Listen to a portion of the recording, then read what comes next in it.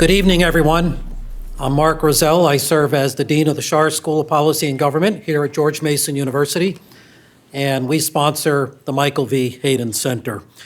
I want to say this is the first event of the 2022-2023 academic calendar year for the Hayden Center, but it is also the first in-person event we have done with the center since January 2020, when Sue Gordon, the former Principal Deputy Director of Intelligence, joined us. So it's great to see you here. It's great to see anybody, actually, after what we've been through for the past nearly 3 years.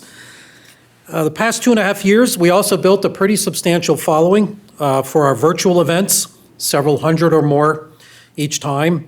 So we decided to be back here in person, and I know the audiences are going to grow. We used to fill these rooms every single time. We'd go into Washington, D.C. because we needed bigger rooms to do our events before the pandemic.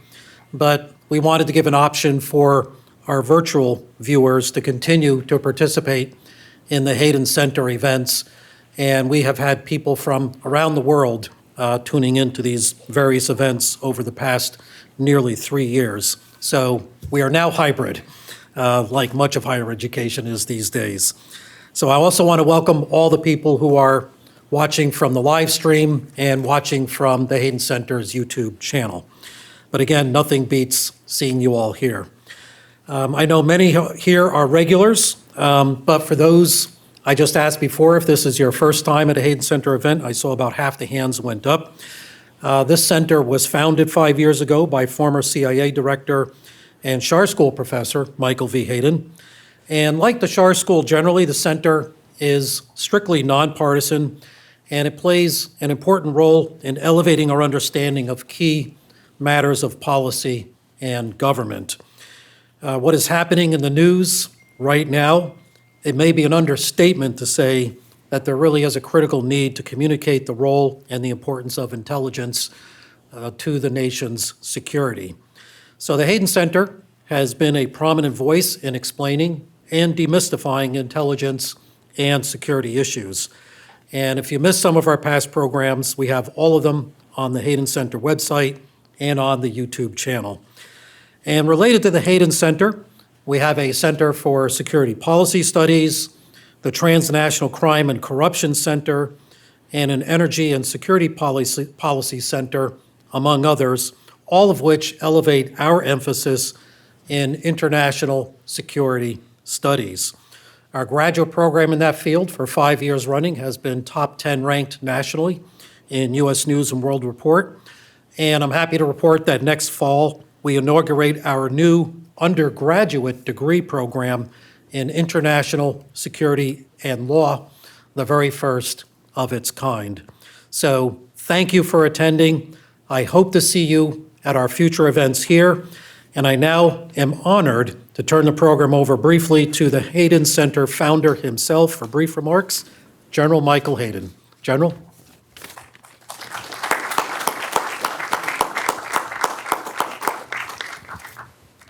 Good evening. Wow, it's good to be back, isn't it? I'm looking forward to it. Keeping secrets, huh? I didn't know that was a problem. But it is, so I'm looking forward to it. Thank you a lot.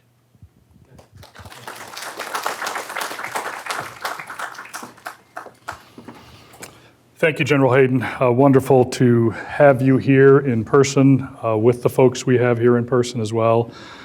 Congratulations to all of you who are here in person. We've been through a heck of a 2.5-year period, and maybe we're finally coming out of the darkness into the light. Hope we see more people in person as we move forward. Welcome also to all of our YouTube viewers. We built a great audience that's the one positive of the pandemic, is we built a great audience around the world and across the United States. So thank you, those of you on YouTube, for joining us as well. I'd like to just mention briefly about the Hayden Center. Mark mentioned that we set the center up 5 years ago. I cannot believe it's been 5 years. Like everything with the pandemic, you subtract the 2.5 years and it probably feels more real. But we've been here for 5 years doing our best to try to try to inform the folks here at the school, the folks across Greater Washington, the folks across the nation, around the world, about intelligence and how it integrates into the national security decision-making that happens in our country. We will have time for audience questions as we move through our event. So I would ask you to think about your questions as we're going along. When it comes time for questions, those of you who are here in person, I would just ask you, and Michael Morell will let you know when it's time. I would ask you to line up at the two microphone stands at the opposite aisles of the auditorium here, and Michael will just call on you as you work through the line. For those of you on YouTube, please put your questions in the live chat, and we'll do our best to get to as many questions from the live chat as well. I would also ask that as you stand up in front of a microphone or as you start typing away on YouTube, that you actually do ask a question. Don't make a big long speech. That just, odds are you won't get your question answered if that happens. And we would ask you if you feel like you'd like to identify yourself, your name, and if you have an organization you'd like to mention, we'd obviously welcome that. If you're a member of the media, we would absolutely love you to let us know that you're a member of the media. The folks we've brought together tonight, I believe, are some of the best experts we could have brought together to discuss this topic, keeping secrets. As General Hayden said, it's something that many of us didn't think we'd have to get out in a public way to have to explain or defend or discuss. But given what happened with the seizure of over 100, almost 200 classified documents down at Mar-a-Lago, and the ensuing court cases and discussions that have centered around that, we thought it would be useful for us as the Hayden Center to bring together those experts and provide some context for you and help you then understand better what it all means. So tonight we have moderating our event, Michael Morell. Michael Morell is a 33-year veteran of the Central Intelligence Agency. He culminated his career as acting director of CIA 2 different occasions while he was serving as deputy director. He is a senior fellow here at the Hayden Center. He's a distinguished visiting professor at the Schar School. We've had students who really enjoyed his classes on analysis, and now he's teaching a course that focuses on a number of regional issues and current events. We have, he's also a senior national security contributor to CBS News. So if you follow CBS News on the network or online, you'll see Michael pop up to explain these issues as well. And as part of CBS News, he is the host of a podcast called Intelligence Matters. If you are not subscribing to that podcast, it's probably one of the best podcasts out there on the subject of national security, and I encourage you to go find it, watch old videos, and watch the new videos as they come out. I'm sorry, I say videos. It's an audio podcast. It's even better. You can listen to it when you're on the metro and not have to look at anything. So Michael Morell, if you'd like to come out, please come on, join us on stage. In addition, we have Mary DeRosa. Mary DeRosa is a professor of practice at Georgetown University's Law School. She comes to us with a lot of great experience working at the White House. She was deputy assistant and deputy counsel to the president, as well as National Security Council legal advisor during the Obama administration. She had previously served during the Clinton administration as well, at both the NSC and at the Pentagon, and has some private practice time under her belt as well. So Mary, please join us on stage as well. In addition, we have John Fitzpatrick. John is currently the Chief Security Officer at Ball Aerospace, which is a position that he has taken following a very distinguished career in the intelligence community and in government. He most recently in government was the Senior Director for Records Access and Information Security Management. He served in the last year of the Obama administration and 2 years of the Trump administration. That's in the National Security Council. So this is an individual, so it's a very, very elaborate title. What does that really mean? That means this is the guy who was responsible for making sure that people at the White House understood the Presidential Records Act, which you may have heard a lot about in the news recently. Also responsible for ensuring folks understand what the different classification rules and regulations are, folks working at the White House, as well as overseeing changes to those procedures across government. Before that, he served as the director at the National Archives of the Information Security Oversight Office. He was responsible for ensuring that all federal programs were properly following classification guidelines, national security protection requirements, and those federal programs would be federal programs that would also intersect with state, local, and tribal. So significant responsibility. Probably nobody who understands the policy around classification and the protection of national security information than John Fitzpatrick.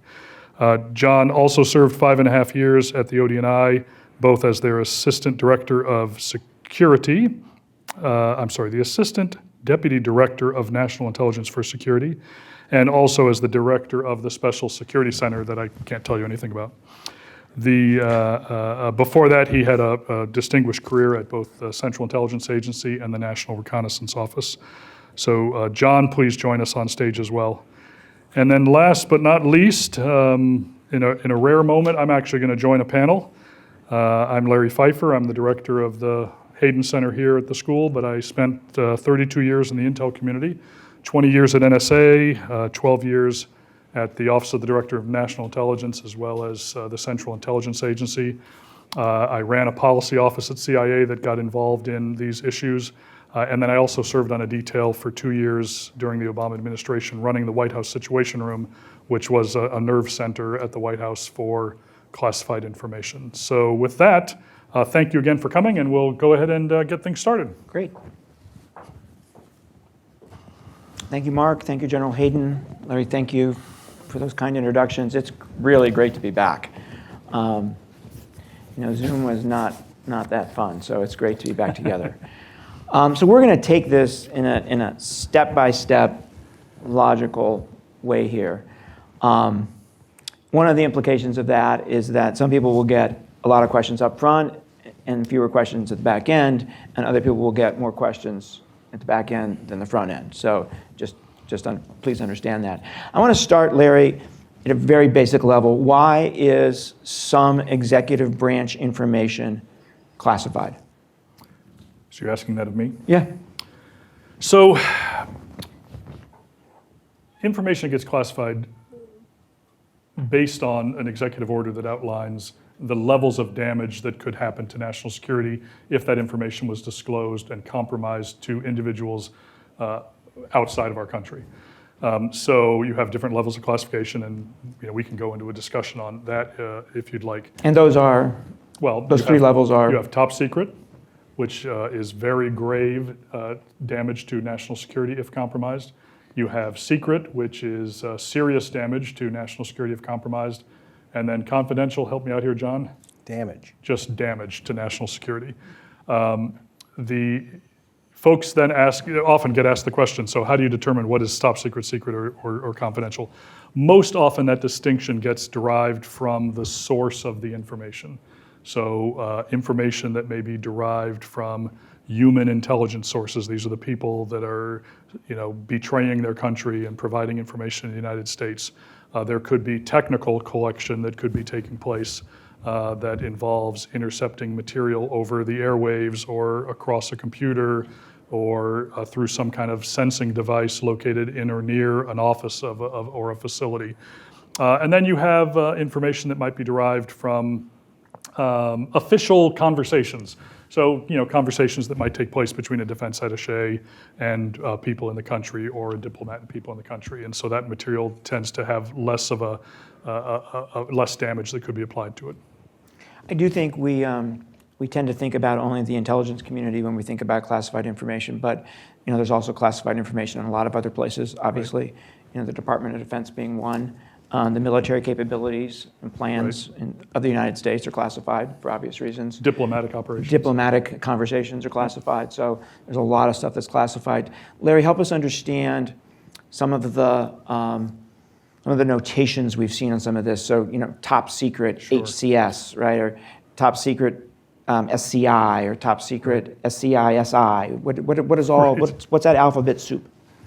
So when you see information that has SI or SCI, SCI stands for Special Compartmented Information or Intelligence, SI stands for Special Intelligence.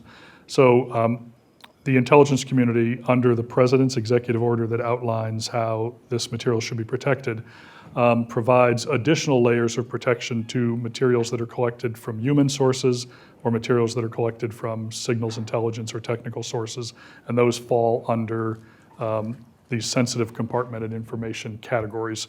When material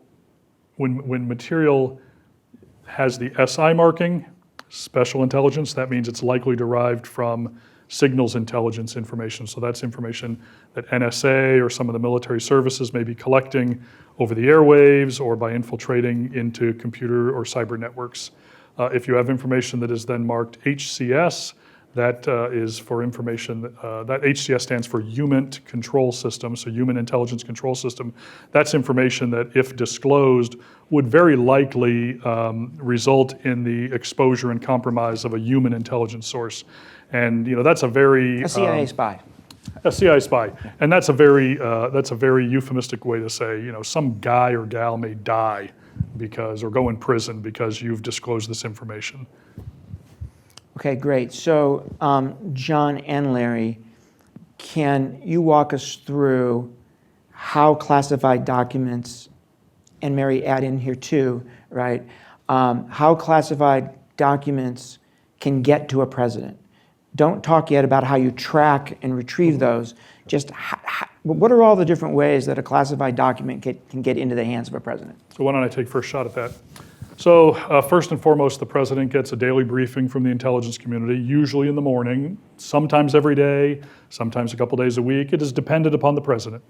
And that material is often the most sensitive intelligence we have, and it's apprising him of breaking developments around the world, things that he might need to know for upcoming meetings that he's having with foreign leaders and things of that nature. So he will receive that in a formal briefing from the intelligence community, usually somebody from the Office of the Director of National Intelligence, maybe some folks from the Central Intelligence Agency as well. He is provided that material either in a document form, and it's summary information. He may be provided it in a tablet form. We've had some presidents in recent years receive a classified iPad that has the information located in it. In addition, there may be some additional specific documents that presidential daily briefer may provide to the president in addition to the actual presidential daily brief document. So there might be some breaking development associated with counterterrorism or with Iran or with Russia that they need to let the president know, and it literally just came in. They've got the actual original document from CIA or NSA, and they'll show it to the president. So that's one, and probably the most likely way a president gets classified material. Do presidents tend to keep any of that stuff? So my experience, or does the briefer walk out with it? Yeah, my experience is most presidents don't want to keep that material because they either don't want to lose it or they're just very busy. They won't have time to read it. There are occasions when a president may say, hey, I really would like to read this a little bit longer. And so the PDB briefer will make notation that they've kept it. The White House Situation Room usually gets informed that the president still has material. And if they were to hold it, and it's a rare occasion, that material would make its way back, usually through the Situation Room, and get provided back to the briefers from the Office of the Director of National Intelligence. The presidents also receive classified material as part of National Security Council deliberations. So you have National Security Council meetings where the president meets with the principal advisors of national security, Secretary of State, Secretary of Defense, CIA Director, the DNI, other members of the cabinet. And that's when the president makes those really hard decisions. We're going to apply sanctions against Iran. We're going to launch a weapon strike against Libya. We're going to demarche the Russian government. Those sorts of documents. There is always classified material that supports that decision-making process, and so the president will often get that material in briefing books that are provided to him by the NSC staff. There are also. So how does that work? If the president gets a read ahead, right, for an NSC meeting, does that go from the executive secretary of the NSC to the staff secretary? To the staff secretary. So one of the things that, just as you mentioned, there are many departments and agencies across the government that handle classified information. The Executive Office of the President is composed of 14 or 15 different office entities, and many of them have some classified business. Now, the NSC is nearly always all classified, and it is the bulk of classified information in the White House. But the Office of National Drug Control Policy, or ONB, and others will have classified business. And so between the NSC's Executive Secretariat and the White House office's Records Management and Staff Secretary Office, they control the flow of information for whatever the occasion is, a meeting to prep for a foreign leader call, read ahead for a meeting with a dignitary the next day. And the handling of all of those things are done primarily by the Staff Secretary's Office. If you can imagine, my nickname for them is the inbox traffic controller. Right? The calendar of the president and what he gets in what order to support that calendar is managed by the staff secretary. In special cases with specially sensitive information, the classified information is hand-carried to the president by the intelligence programs senior director and the national security advisor, and shared in person, in hand, in a verbal briefing in the Oval, and then that is brought back and secured in the NSC's spaces. So there are, the bulk of information goes through the staff secretary and the normal process, but there are managed ways that it goes in a more close hold circumstance. And then Larry, does the sit room take things to the president? So the sit room, depending again on the president, has produced anywhere from a once to 3 times a day brief summary of breaking developments through the day. It's meant to supplement the briefing he gets in the morning from the intelligence community and keeps him abreast of breaking developments. And those are brought up in a folder that's marked classified. The document is usually classified. It's provided to the president, and routinely it gets put back in the outbox and then gets sent back, often through the National Security Council Executive Secretary, to the sit room to be disposed, or if he wrote on it, to be logged and provided as a presidential record. Okay, any other way for a president to get their hands on a classified document? There could be instances where somebody operates outside the system that John just described. These are powerful, important people, and there are occasions where somebody important in the White House may get a document and go, I got to bring this to the president's attention. And if they have access to the president, there have been times where those documents have been walked into a president outside this tracking process. Yeah, it really depends on the president and how the president likes to receive information, how often, people are going to be able to do something like that, come in sort of outside of the system. Obviously, for the people who are worried about, keeping track of documents, it's not ideal, but it does sometimes happen. And then, the daily briefing books, or what the president needs for the meeting the next day. There's a big notebook full of things, and there's a lot of classified information in there. And I think that usually comes from the staff secretary, or it could be somebody from the NSC that brings it to him, and he might have it to work on, in the evening or in the morning. And then it's typically, put in the outbox and returned.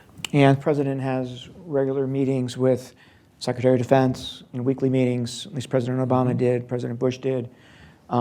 Weekly meetings with the Secretary of State. They can bring in things, right? Right. Obviously, and leave it with him. So most of this stuff comes to him in the Oval, him or her in the Oval. What about the residents? How does that work, right? Are they allowed to take materials to the residents? How does that process work? So I think, again, as Mary said, this depends on each president's working style. But there's we have to understand the White House is 18 acres of the most secure space in D.C. or in CONUS. And so accommodations will be made to ensure proper control over classified material within that space as occasioned by the activities of the president. And so the president might do his or her reading for tomorrow's meetings in the residence or in a non-secure part of the White House. And the material is brought to them and taken back for security. And it's recorded. Everything that the president sees, the version that the president sees, is recorded as this is the copy the Yeah, president so this is sees. exactly where I want to Yeah, go next, yeah. right? Which is, you've got all this stuff coming to the president, a variety of different ways. How does it get tracked? Yeah. How does it get retrieved in the White Houses in which all of you worked?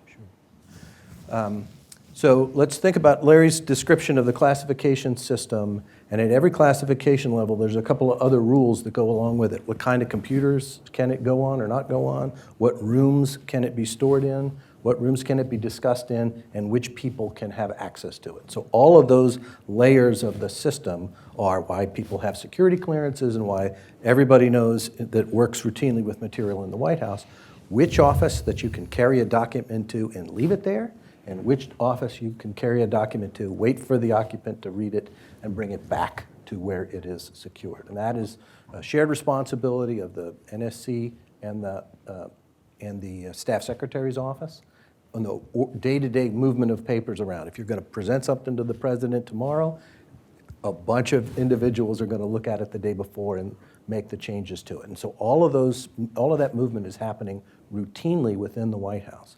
The classified computer networks are all run by the NSC. They are accessed by each of the elements of the Executive Office of the President that produces classified material to go to the President. And so it's a shared service, if you will, and it's controlled and secured at the appropriate levels. And so there are designated individuals in the Staff Secretary's office, which is a secure space, and in the National Security Council's office that routinely bring the material around. And then, as Mary said, the NSC's Executive Secretariat will fold its final versions into the Staff Secretary's stack of papers, and it generally goes in paper form. Larry maybe want to talk about, or perhaps Michael, you want to talk about the transition from the PDB from a paper and book format to an electronic format, and that really goes to the individual president's style of receiving information. But all of those materials are tracked by individuals who know both the classification status and its status as a presidential record. Is the Oval Office a secure place? It is. Okay. So what happens at the end of an administration, right? How do you make sure you get all the classified back? And I guess also, how do you make sure that a presidential record, right, is handled properly? And you might want to explain the difference between classified document and a presidential record. Do you want to take a crack at presidential record, or shall I? So every employee, as they join the Executive Office of the President on the first day, is briefed about the Presidential Records Act and what makes a presidential record and what things that they're going to do in that job when they're in the White House that constitutes something that needs to be preserved. And the White House counsel's office sends out a memorandum, and if the president, and in the Obama administration, for example, the Presidential Records Act was amended, and so that amendment was recharged to everybody in the office. My office in the NSC briefed every NSC person about the PRA, the Presidential Records Act, and their responsibilities on the first day, and then how that works with classified information as well, because the preponderance of information is both classified and a presidential record. But basically, if you did something to achieve your job that day with information, it was a presidential record. And your presidential records might become intermingled with your photos of your kids and a magazine that you brought in to read during lunch. Those things are clearly distinguished. But at the end of the administration, and near the end of the Obama administration, they began this process in January before the election, so in January of 2016, a reminder goes out. This is year 8, this is our last year. We're going to have a transition. It's going to require this of everybody as they rotate out and as they leave. And what you're going to do is prepare all your material. You're going to put it in a box. Someone from my office is going to look through that box to make sure, here's the one you're taking out with your magazines and your kids' photos, and here's the ones that are going to the National Archives in a box with your name on it. And so perfectly clear in terms of each individual employee, they're going to go through this division of records.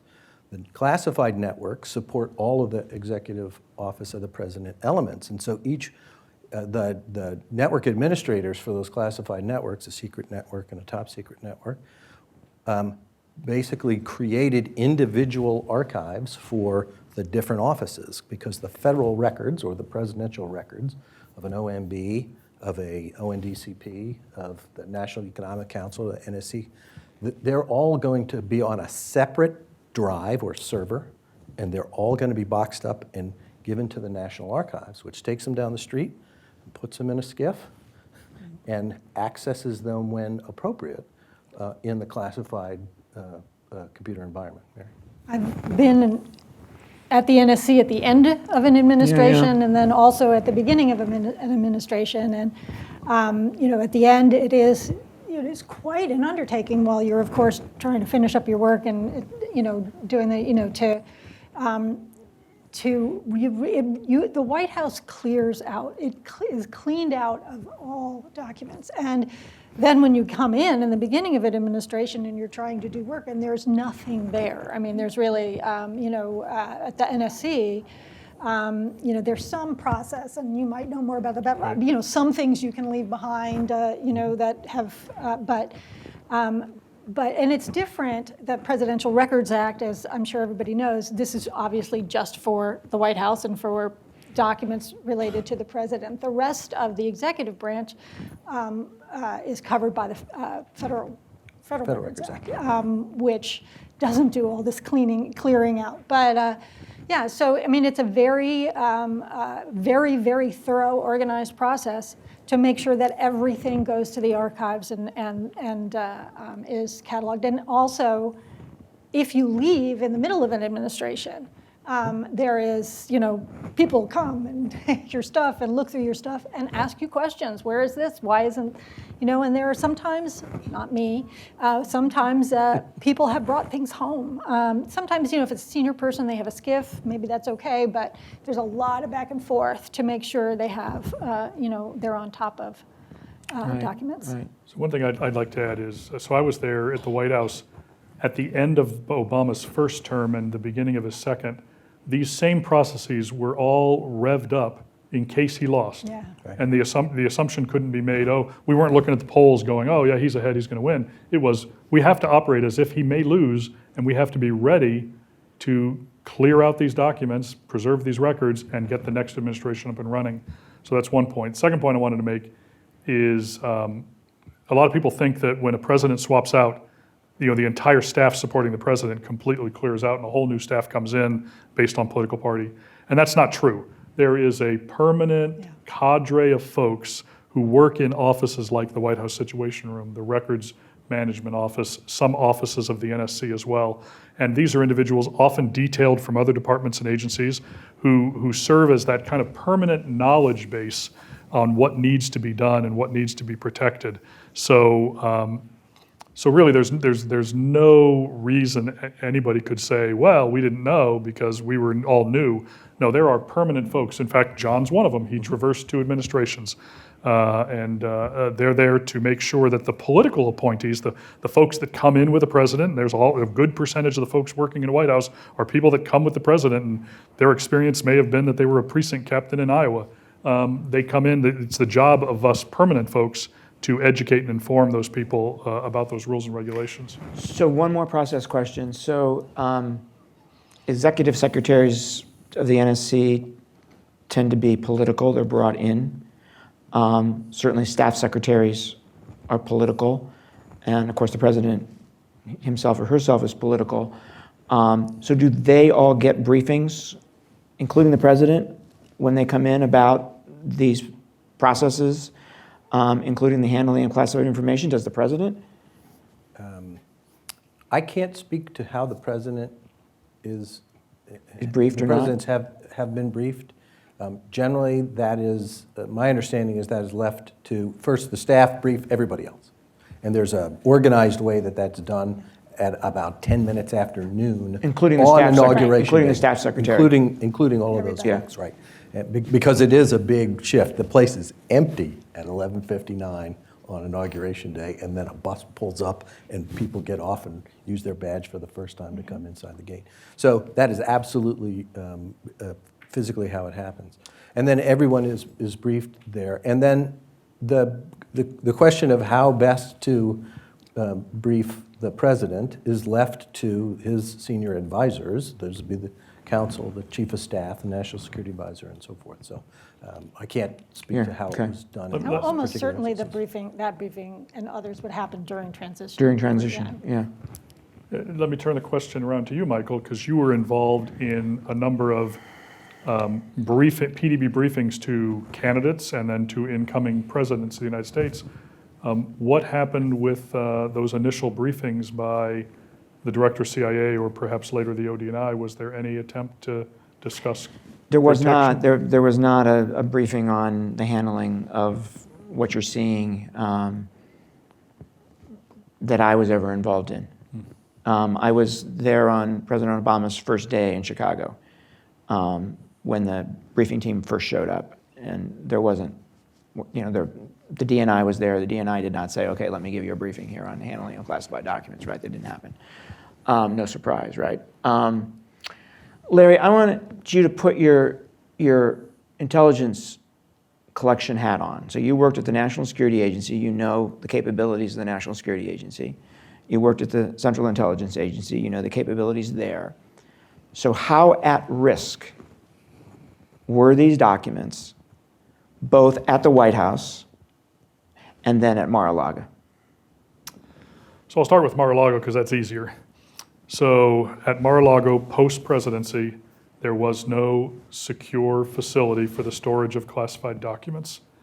And if there is no secure facility for the storage of classified documents, a facility that meets standards that are set by the US government for the physical and technical protection of documents, then the assumption has to be that those materials were at some risk.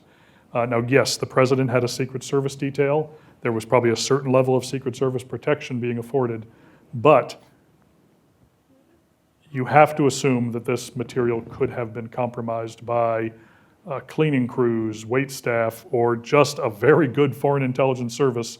We've seen indications of foreign intelligence services trying to penetrate Mar-a-Lago while he was president, after he was president. So I think there is an assumption of risk that can only be dissipated through a thorough investigation by counterintelligence experts of the FBI.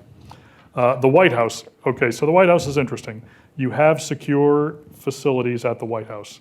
The Situation Room is what we call a SCIF, Secure Compartment and Information Facility. There are other offices of the NSC that are SCIFs. There may be some other, your office was I think they're probably a all SCIF. SCIFs. I'm sorry? I think they're all skips at the NSC. Yeah, I think all the Either offices of the open NSC or are closed. SCIFs as well. But there are many offices that are not SCIFs in the White House grounds. Unless you guys can correct me if I'm wrong, but when I was at the White House, the residence was not considered a SCIF. There is an office in the residence that the president uses, and during my time at the White House, there was discussion about making that office meet SCIF standards. And it ran head first into architectural considerations regarding the historical integrity of the White House.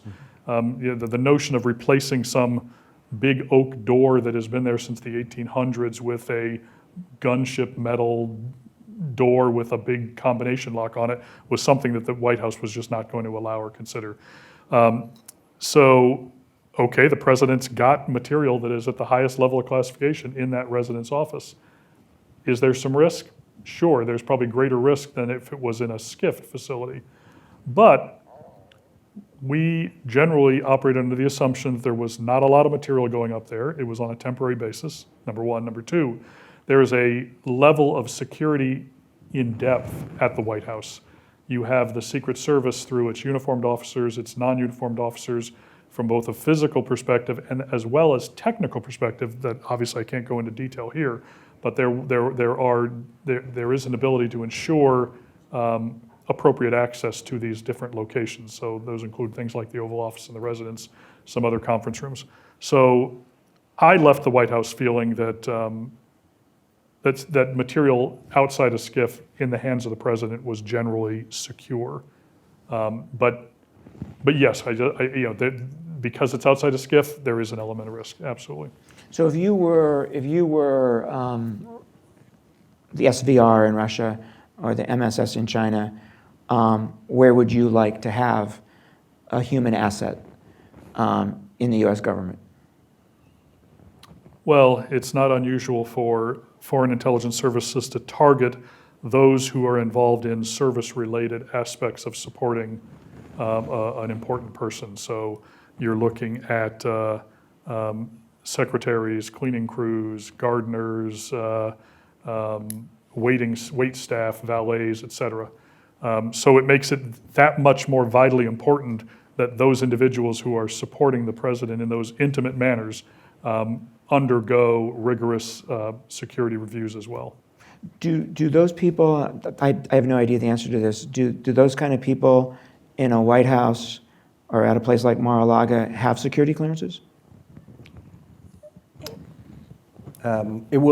Security clearance, unlikely, because that stipulates a need to know classified information. There is a level of vetting that you go through for folks who are going to have access to the workforce, access to the facility, even if not on a computer, access to that device or access to a room where discussions are held. So there is a vetting level that doesn't really constitute a clearance for access, but for checking the background of that individual. I think what Larry was referring to with regard to Mar-a-Lago. So when in the period of the presidency, you're going to a temporary facility, accommodations are made to make that as secure as possible.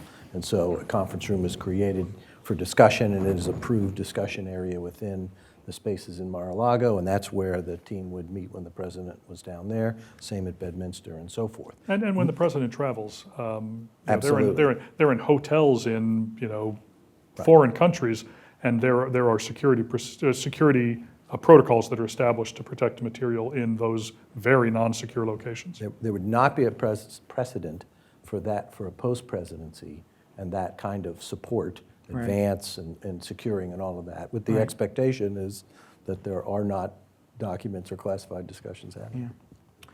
So Mary, some of the president's aides, I don't know if he himself has said this, but some of his former aides have made the case that he declassified this material, when he was president, before he left. What are the declassification authorities of a president, and where do they come from? Okay. Several things, but I think the one allegation that maybe we'll put to the side of them is that sort of suggestion that it was a kind of a bulk declassification of everything that was going to go out of the White House to Mar-a-Lago. So that raises a number of issues. But the authority to classify or declassify or to allow access to classified documents. The president has an authority under the Constitution. The Supreme Court has said that in a case that where somebody was challenging the denial of a security clearance, saying the president, that Congress never gave the president this authority. Supreme Court says Congress doesn't need to give the president this authority. It's authority that he has. Doesn't mean Congress can't maybe play a role in some way, but that the president. So that is the one source of authority. Then within that, the president has, and John knows a whole lot about this, and others that. Over the years, there are different versions of it, but an executive order that sets out the processes and standards, et cetera, for the class, who can classify, who can declassify, how long. There was a revision to the executive order in the beginning of the Obama administration, and then what I remember most, which everything is hazy, but there was a lot about how can we make sure that at some point documents will be declassified. It wasn't but the standards and everything have been pretty much the same and in place, correct me if Yeah, I'm no, you're wrong right. about this, for a long time. So there is an executive order that sets out the processes. There is the president's authority. Some people, would argue the president can do anything he wants no matter what. I think that probably overstates it a bit, but there is no question that this authority to, decide who can see, sensitive information, the president does have that authority, and it has been exercised through or defined, I guess, through the executive order. I would, Can I, oh, go ahead. yeah, I would add that, exactly right to the president's authority and the way that rules are created around declassification. Declassification is about both the declassification of information Right. and the record or records that hold it. And so, because if I declassify a fact, a location that a special thing happened, or a person that did this special thing, or whatever that fact is, it can exist in many forms. And the implications of declassifying it are both to find all the places that it is and Right. remark the document. There's a set of rules that says you have to actually tell people that it's declassified so that they know they don't have to protect it anymore, or they know that when it's commingled with other stuff that's still classified, you still have to protect the other stuff. And so there is a practical procedure for setting out how declassification has been decided and where all of the impacts are. And the Trump administration was familiar with this practice. It's not something that happens at the president's direction with frequency, but it does happen in circumstances that involve the White House. If you consider after the bin Laden raid, there was a lot of information that was protected right up until that moment, as you know very well, that after that moment, it became in the public interest to reveal. And so there had to be considerations about how to do that and which facts would remain. Yeah, so that's a great example, right? Because the raid happens, president decides that we have enough confidence that bin Laden is dead to tell the country, and then a number of us are asked to do a background briefing for the media on the intelligence information that led us to Abbottabad and then on the military operation itself, right? So I'm wondering if somebody signed a document, right, to say this information is now declassified, or whether that just kind of happened. Go ahead. Well, I'm just saying, there were, in the run-up to that, and there were a whole lot of different possibilities that were, being discussed at all times, and one of them was there will be a need to declassify very soon after. Maybe not. That nobody was sure. But so there were. I can't say exactly what Right. and that wouldn't have necessarily had been the president saying we must declassify. It probably would have come from the agency,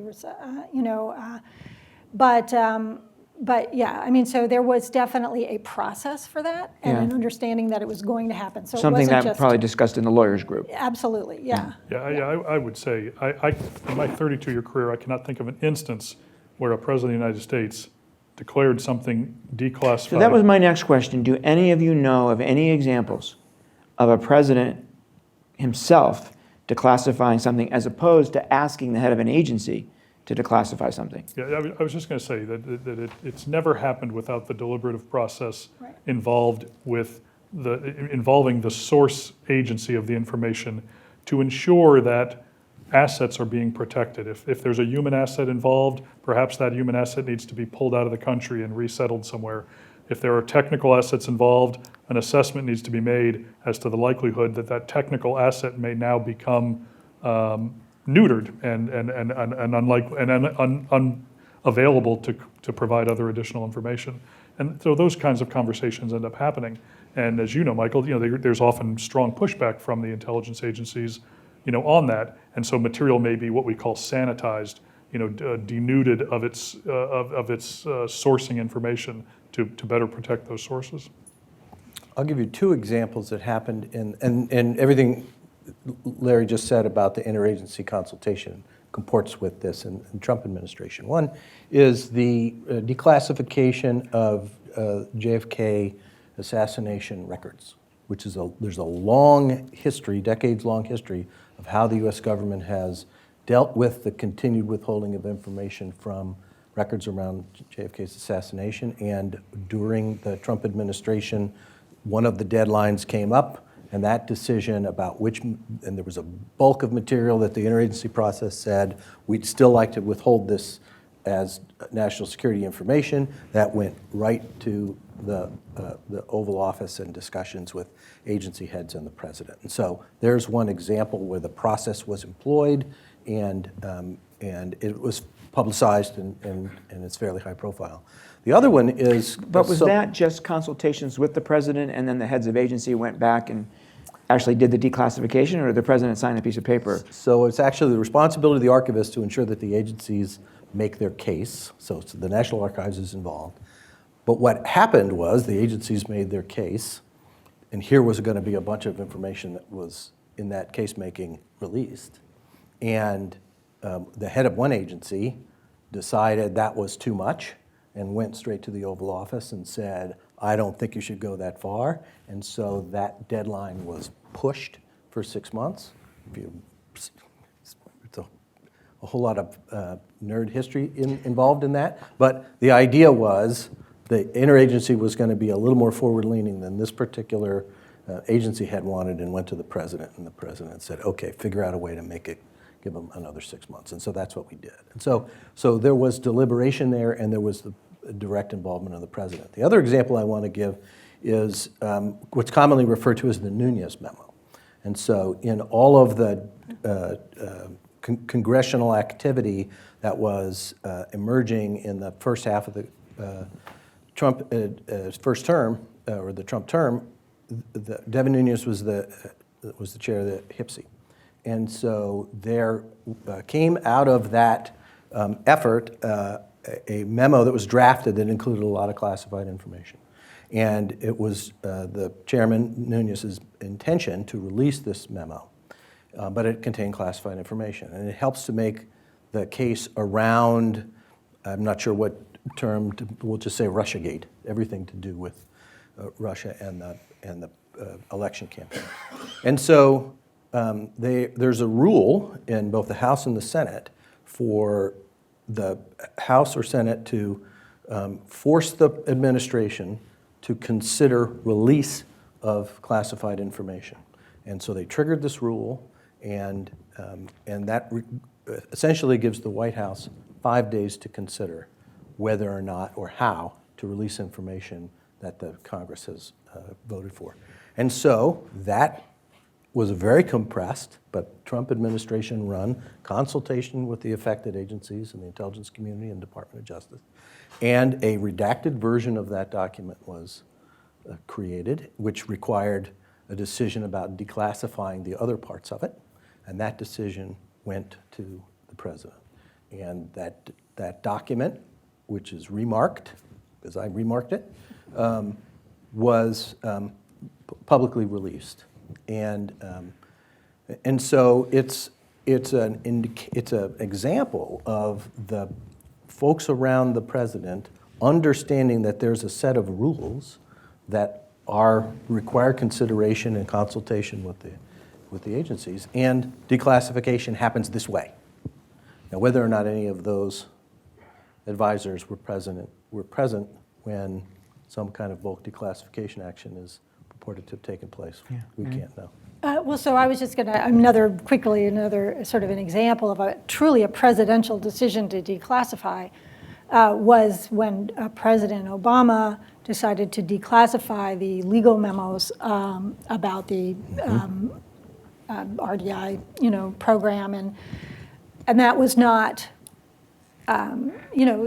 but even though it was a presidential decision, there was a lot of consultation. Not everybody agreed with it, certainly, but then the declassification was worked through the authorities that, were normally responsible for that. So anyway, that's kind of, even in that circumstance, when the president made a decision, that was,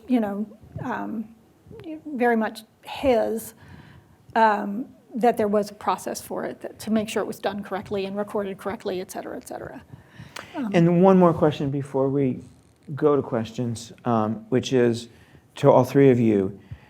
Is there anything that can be done to tighten up the ship here a little bit, right?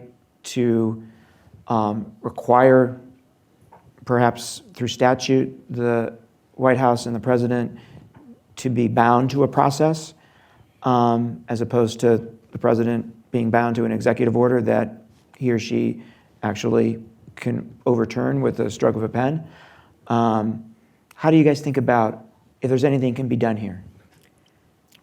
Should I start? Sure. Yeah, I mean, so this runs into some separation of powers issues, and the president has an authority, but has an authority to determine who can have access to documents, sensitive documents, but that doesn't mean Congress can't have a say. And there are examples. The Atomic Energy Act sets out a process for the classification or declassification of certain types of documents, and that it comes from Congress. There could be a piece of legislation that maybe requires some of the things that are currently in the executive order, but process. I think it's very delicate you can't. I think they could it could easily get to a point where some Office of Legal Counsel would say that's not constitutional or that infringes on the president's authority. But process, maybe consultation requirements. I think that's the kind of thing that could be imposed by statute. Now, would a president veto it? Maybe, but it's to have some kind of basic process consultation requirements by statute might be a sensible. John, Larry? I'd say we have the Presidential Records Act just because of a situation like this in the Nixon administration. And so that Mary's point about an area for legislation, that is an area. In this particular debate, I think there's a lot of mentions been made about the lack of specific enforcement and sanctions associated with the Presidential Records Act. So it might be reasonable to expect that gap would be filled with other legislation, and things that are norms as or are in other places might be made more explicit. Like there is no expectation that a former president would have access to classified information except at the decision of the incumbent president. That is implied in a lot of ways, but it would appear to be value in making that explicit. That kind of a thing seems really tailoring to the gaps that are discovered here. Yeah. And then just perhaps at a micro level in terms of White House operations, a little more rigor in the briefing process of incoming employees. Perhaps there is time set aside by a DNI or by a White House chief of staff, at the beginning of administration to inform a president of his statutory responsibilities, his constitutional responsibilities. Perhaps some time could be spent doing that.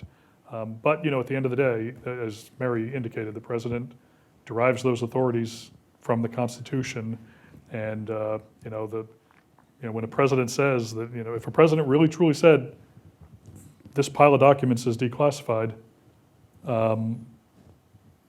perhaps the only recourse would be for agency department heads to threaten resignations and rending of their garments over it. But under current constitutional authority, the president can make that decision. I think there might be, some depending on how he does it. This idea of just not even seeing them and maybe, just kind of generally without any, running your hands over and without any individual assessment of the actual, sort of sensitivity of the documents, without telling anybody, Now, I don't think this actually happened, but if it had, then I actually do think that could run up against that there has to be some process by which an individual, assessment by which the president exercises that authority. So I do think there could be, if that actually, they did try to do that, and of course it would have to happen while he was still president. by, at noon on the dot, that any ability to declassify goes away. Yeah. So why don't you guys start lining up at the microphones? Another interesting point, and I get asked this frequently, is does a president have a security clearance? And the answer is no. The president doesn't get granted a security clearance. The president gets people granted give it to access him. to classified documents Right. by virtue of the vote of the American people in the Electoral College. Right. And the same applies to members of Congress. So I'll scare you even more with that. Governors. So it's an interesting question. Some people have posited, should presidential candidates, once declared by major parties, have to go through some kind of adjudication process? Yeah. I don't know. I'll just add two things. One is I briefed President Bush for 12 months, and in those 12 months, he asked to keep one document, and only one document. I also know of one case, because it's in George Tenet's book, Center of the Storm, where a president declassified something without consultation with the intelligence community. Is that the NIE? Yeah, so there was an NIE on Iraq that the president declassified literally a couple of sentences from, so that Scooter Libby could use that information in his grand jury testimony. And there was no consultation with, but I'm absolutely certain, because I know Steve Hadley well, that there was a document, right, that this was papered over. I'm certain of it, that there was not just a waving of the hand. So in addition to folks lining up at the microphones, either side, if you'd like, for those folks on YouTube, if you'd like to ask a question in the live chat, I'll be monitoring that as well. Okay, let's start over here. Yeah, my name's Ken Meyercourt. I'm a former producer of public access TV shows, now retired from that business. John Brennan recently said that there were documents when he was CIA director that he was not allowed to see. James Clapper has admitted as much when he was director of national intelligence. Bill Clinton said there were documents that he wasn't allowed to see when he was president, and I think Jimmy Carter did the same thing. Who would have the authority to declare a secret so sensitive that not even the president is allowed to know it? And if the president's not allowed to know it, who is? And so I'm speaking on behalf of a former deputy director and acting director, and I think I'm speaking on behalf of General Hayden. We didn't know of anything that was kept from us.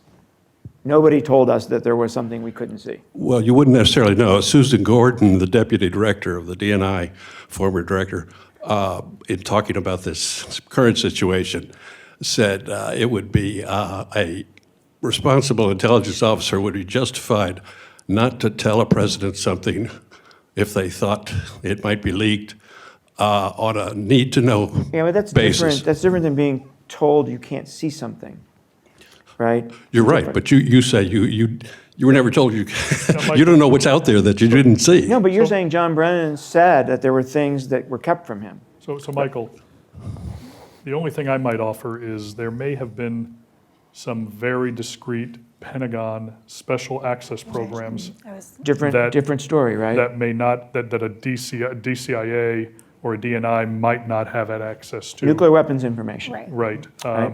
But so there are some silos of information. I cannot imagine there's anything that a president of the United States, if he asked to see it, Constitutionally, would. there can't be. No, no. There can't be But- something that but, the I mean- president can't say. They might decide they don't want to show it to him and not tell it to it, whatever, but as, in terms of authority, there's nothing the president can't say. But there are, so for example, when there was a CIA program of prisons around the world holding Al-Qaeda-related prisoners, the question came up as to whether President Bush should be informed as to where the locations of those prisons. And the answer was no.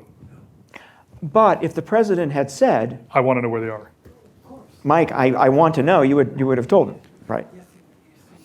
Right. Okay, Interesting question. though. interesting question.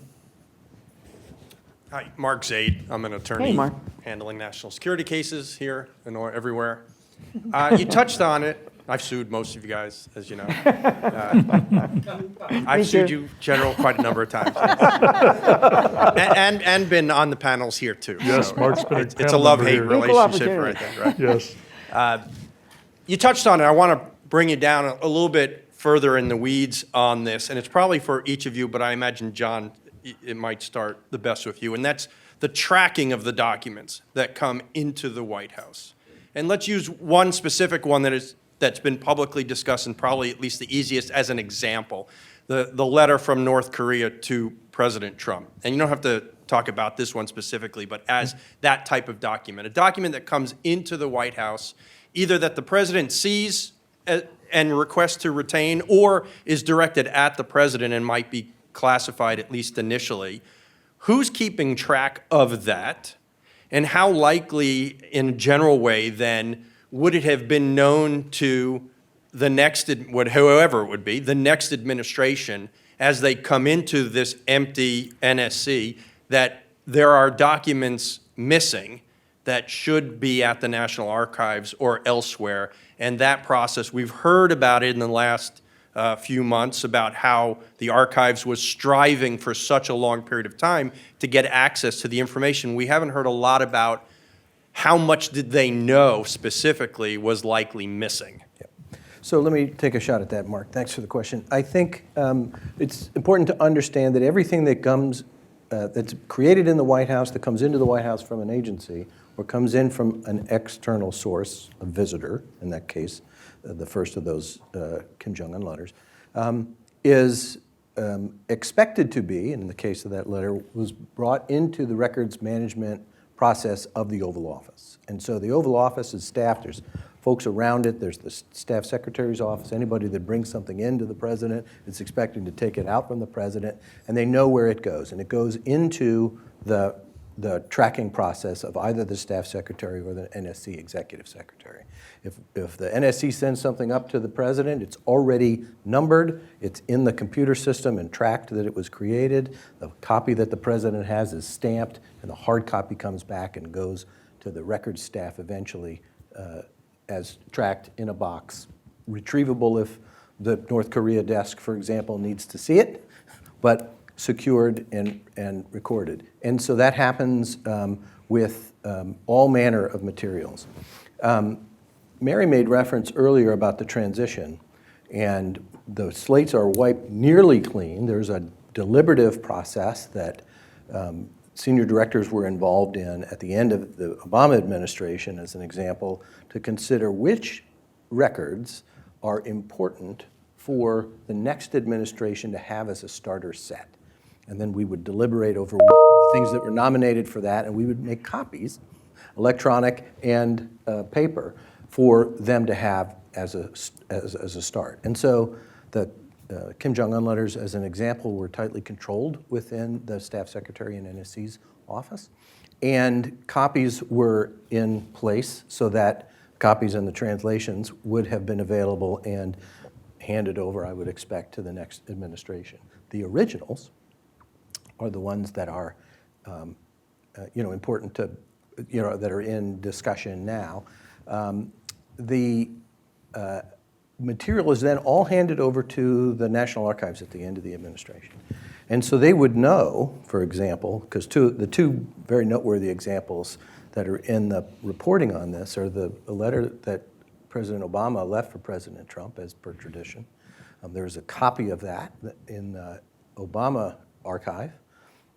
They're looking for the real one.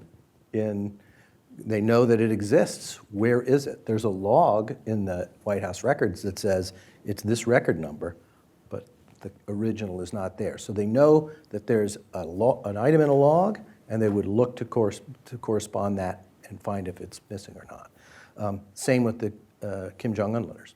And so my speculation, purely, would be that they went looking for some certain, well, they had awareness that there were materials in the residence that needed to be included in everything that was sent to the archives in the last months of the Trump administration. So that was already a point of discussion between their counsel and the White House counsel to make sure that those were to be included. So they were looking to make sure that they were.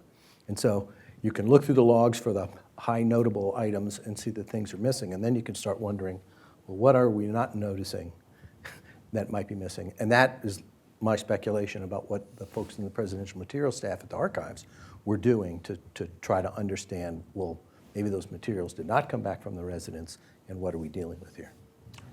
Please. Hi, I'm Madeline Puppis, and I'm a first-year ISEC student here at George Mason. Mr. Pfeiffer, I believe you mentioned that presidential candidates receive PDBs during the election, and I was wondering if you could elaborate on that process. Specifically, when do they start receiving PDBs, and what limitations are there on the information that they get? Sure, so that's a great question. For those who may not have heard, it's about, when do candidates begin to get president's daily briefings? And I would love to answer the question, but the best guy to answer that question is at the other end of the row here, Michael Morell, who was actually involved in doing some of that work. So when someone becomes a nominee of their party, they get a briefing, a national security briefing from the intelligence community. That's it. I mean, they may ask for a follow-up briefing. I think President Obama asked for a couple, but generally it's one briefing. And then they don't see any more intelligence material until there is a winner. So they don't get the PDB. The candidate doesn't get the PDB. They get an intelligence briefing once, and if they win, then they start receiving the PDB immediately. And the reason that they give the major candidates a briefing on national security-related issues is out of a concern that we don't want a presidential candidate making statements that could actually run seriously counter to important national security issues. So it's an effort to basically educate and inform them as they move forward through the election, final parts of the election campaign. But to show the power of the president here, to Mary's point, the current president has to authorize the winner of the election to receive the PDB. Right? It's not automatic. Yeah. The DNI would say to the president, this is a tradition, but we need you to authorize it. And every president has done that for his successor. Again, showing the power of the president here. So, Michael, you have to tell the story about the first then briefing you gave President Bush after he was sworn in. So President Bush, when asked, can President Obama receive the PDB, President Bush said, of course. Question, what about other people? And the answer was, if somebody has been appointed to a national security position, national security advisor, deputy national security advisor, or if somebody has been nominated to be Secretary of Defense or CIA director or what have you, then they can sit in. But if that's it, if they haven't been, then they don't get to sit in. So the first day of the Obama briefing, he shows up with, 10 people, none of whom met the requirement set by President Bush. They did not receive the briefing. Only President Obama did. Thank you very much. It was a little sticky situation. Yeah. Hi. Yep, good evening. My name is Eric Clay. So my question is, my understanding of the warrant that was used to search Mar-a-Lago was they actually alleged violations of the Espionage Act rather than, and my understanding is the Espionage Act was actually passed before government classification was in place. So is it possible to release, if we even took the argument that all the documents were, declassified prior to a certain president leaving the White House, is it possible still to violate the law by releasing that information if it harms national security? Yeah, I mean, technically, yes, it's not, yes, you're exactly right. It doesn't, the Espionage Act doesn't mention classification, doesn't require that the document be classified. So yes, now, and maybe, sort of if this bulk declassification thing happened, that actually could be relevant. But, generally speaking, the two track pretty well, right? So if it's the kind of information, so remember that it's documents are classified, but it's really the information in them. So if it's the kind of information that is going to violate the Espionage Act, and I can't remember exactly, but it's national defense information, and that has been required to be kept secret or something. I wish I should have memorized the terminology, but it tracks pretty well with the classification requirement. So it's unusual in a normal situation that there would be a document that would violate the, or information that the release of which would violate Espionage Act, but not be classified. But it is technically possible, and that is something that could be relevant in the current situation. So we do have a question from our YouTube audience. Okay. Let's honor them. This question gets a little down into the current situation. It says, if it turns out that the documents seized at Mar-a-Lago actually endangered extremely sensitive sources and methods, would or should it have legal repercussions to the former president, and then I guess I would add, or those who worked around him at Mar-a-Lago? So, it could, yeah. I mean, sure. If there was, just having the information and releasing it, is a violation of the Espionage Act. So it certainly could. If then of course there are evidentiary issues and there are mens rea issues. And there are just kind of issues about whether. Whether a jury will be persuaded or this is a former president, there are a lot of things to weigh, but just the answer to that question is, could there be repercussions? Yeah, there could be. And it is worth noting that so far, none of the documents regarding the search or any of the subsequent filings have actually touched on the Espionage Act yet, have they? Have they largely focused on records, the Records Act? No, they've. No, they have touched on the Espionage Act. The warrant talked about the Espionage Act. Yes, it did, that's right. Yeah. One, maybe Yeah, last- one more question. Last question? Please. At least one and possibly more of the former president's supporters have likened the documents found at Mar-a-Lago to have been sort of the equivalent to an overdue library book. I may be dating myself here, but I do recall that even secret documents were strictly accounted for. At least 30 years ago they were. And so my question has to do, it's sort of the flip side of Mark's question, which is how is it that there are SCI code word documents there that weren't accounted for in some other way? Understanding that this question calls for some speculation on your part, and this is really for John or Mary. Yeah, I'm trying to recall the specifics of document accountability as a ordinary practice, and what that means is this is copy 1 of 10 of a specific unique document. And in the realm of what Perry's referring to, in the realm of document accountability, you had to know where all 10 copies were if you had them, who had them, and if they'd been destroyed, you made a record of them being destroyed. If they were shared, you made a record of them being shared. That kind of document accountability exists in very few pockets of the classification system anymore, and I cannot recall that it was observed in handling of routinely, and it shouldn't, it'll surprise people, routine and SCI material do go together. The environment in the NSC is what we would call system high. Everybody's got everything's a SCIF, everybody has access to top secret SCI, and so accountability of it, because it is classified, is less. Accountability of it, because it is a presidential record, however, is still maintained.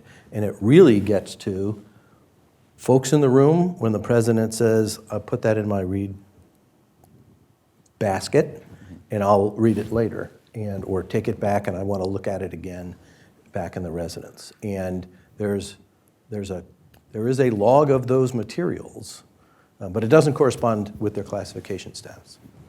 Thank you. Sure. Okay, Mary, John, Larry, thank you so much. Really informative. So, thank you, Michael, for doing a great job. Thank you, Mary and John, for participating. Thanks for not going too hard on me, Michael, in this first time I served on a panel with you. For those of you in the audience, Right across the way from the lobby, we have a room with lots of great food and drinks, some of the alcoholic variety, some of the non-alcoholic variety. Please come over. We have plenty of food, so fill your pockets and take some home with you if you'd like. For those of you on YouTube, thank you very much for participating in the event. Unfortunately, we can't get the food or drink to you, so that should encourage you to come and actually be at our events the next time around. So thank you all for participating and attending.